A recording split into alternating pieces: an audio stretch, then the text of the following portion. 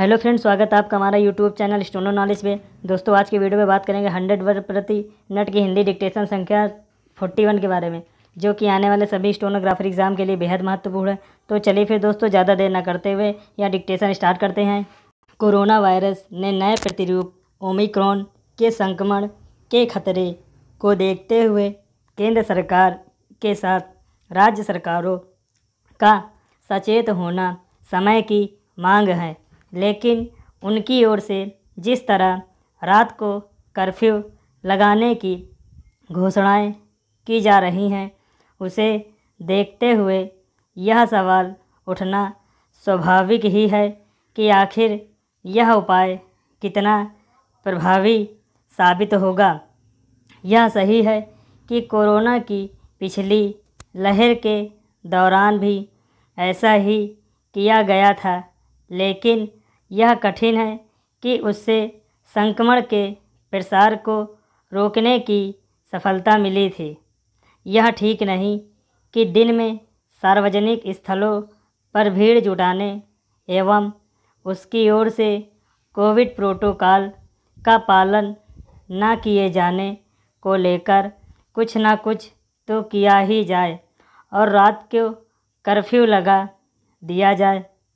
सर्दी के इस मौसम में जब रात को वैसे ही भीड़ भाड़ कम हो जाती है, तब कर्फ्यू लगाने से कुछ विशेष हासिल होने की उम्मीद कम ही है। वैसे भी ऐसा कुछ तो है ही नहीं कि रात में कोरोना वायरस कहीं अधिक सक्रिय हो जाता है। राज्य सरकारों को रात को कर्फ्यू लगाने जैसे कदम उठाते समय यह ध्यान भी रखना होगा कि उससे आर्थिक व्यापारिक गतिविधियों पर बुरा असर न पड़ने पाए।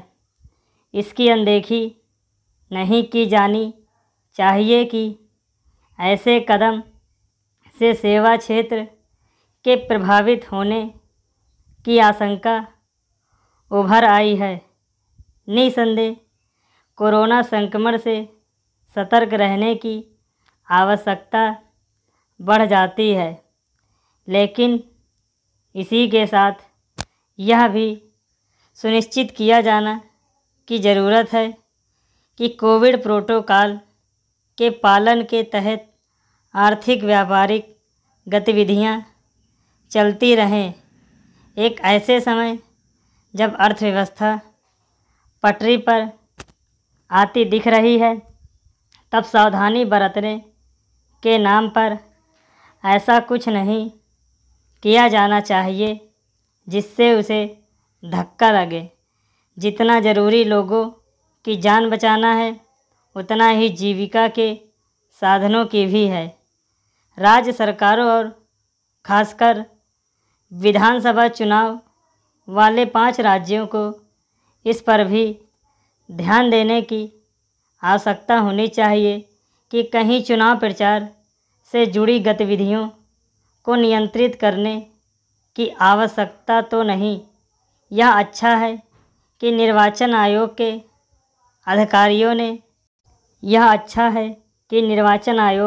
के अधिकारियों ने इस संदर्भ में केंद्रीय स्वास्थ्य सचिव से मुलाकात की है और उसने चुनाव वाले राज्यों को मौजूदा हालात को लेकर एक विस्तृत रिपोर्ट मांगी है।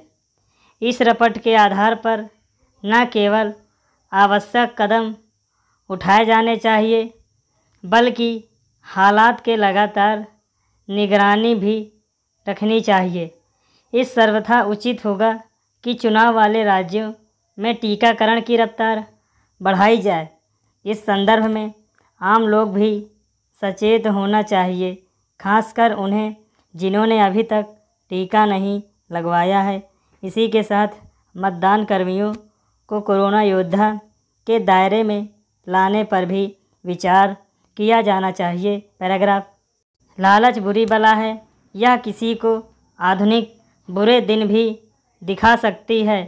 यह नसीहत बुजुर्ग की जवानी तो सभी बचपन से ही सुनते आए हैं, लेकिन परीक्षा की घड़ी आने पर कुछ लोगों का ईमान डिग ही जाता है।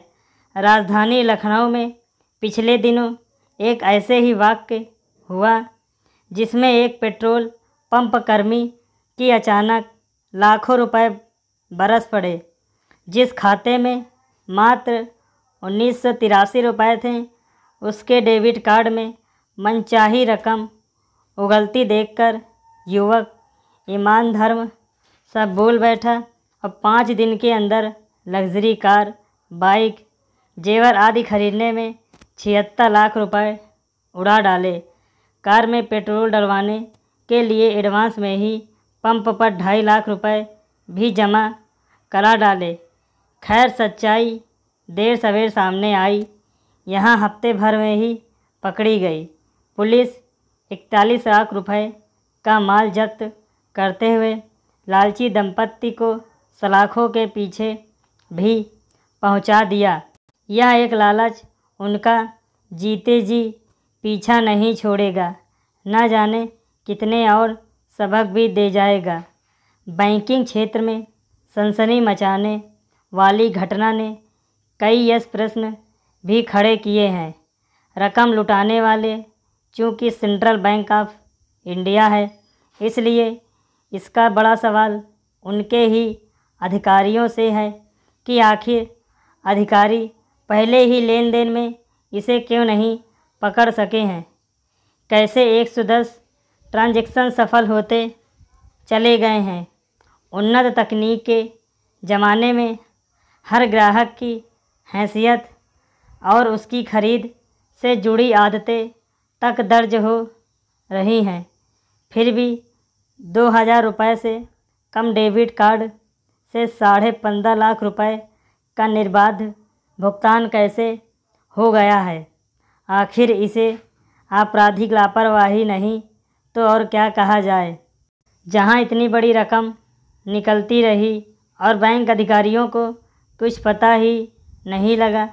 अगर हमारा बैंकिंग सिस्टम इतना फुल प्रूफ नहीं है कि किसी की रकम कहीं भी चली जाए, तो यह कैसा सिस्टम हुआ। फिर यहाँ सुरक्षित क्या बचेगा। 76 लाख रुपए उड़ाने का प्रकरण सबके लिए सबक है।